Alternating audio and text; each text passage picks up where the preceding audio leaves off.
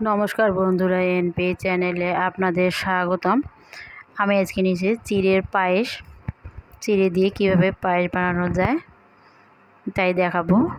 এই যে আমি বানিয়েছি চিড়ের পায়েস। এই যে পায়েসটা কত সুন্দর হয়েছে, এই যে দেখাচ্ছি। এরকম খুব সুন্দর নরম হয়, সুন্দর হয়, খেতেও দারুণ লাগে। তার কারণ চিড়েটা অনেক সময় ভালো লাগে না, তো অনেক সময় এরকম করে বানিয়ে খাওয়া যাবে। তার জন্য আমি নিয়েছি যে মোটা চিড়াটা নিয়ে গেছি, এক বাটি। চিড়াটা ঢেলে নিচ্ছি। চিড়াটা আমি ধুয়ে নেব, খুব ভালোভাবে ধুয়ে নিতে হবে।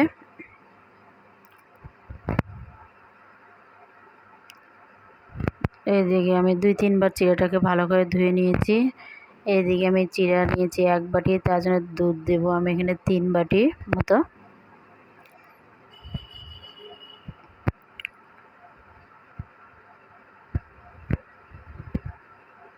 দুধটা গরম হয়ে গেছে, আমি এখন চিড়াটা দিয়ে দেব।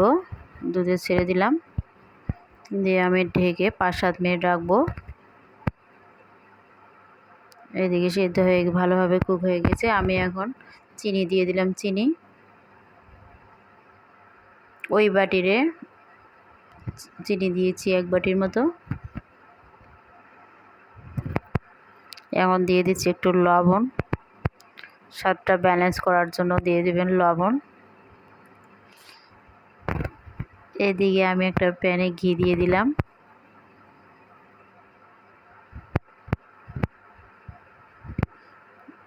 দিয়ে দিলাম কাজু বাদাম। একটু কাজু বাদামটা হালকা ভেজে নেব ওই ঘিয়ে।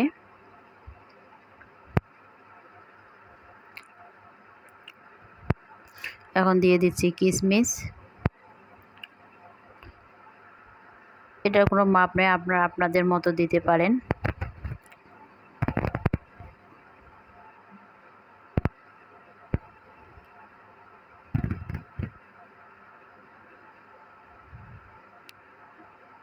এখন আমি ওই চিড়াটা এখানে দিয়ে দিলাম কাজু আর কিশমিশের মাঝে।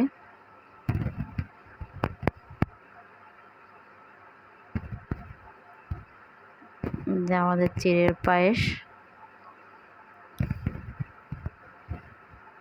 খুব সিম্পল রান্না, খুব তাড়াতাড়ি রান্নাও করা যায়, গেস্ট আসলে দেওয়া যাবে। ধন্যবাদ বন্ধুরা।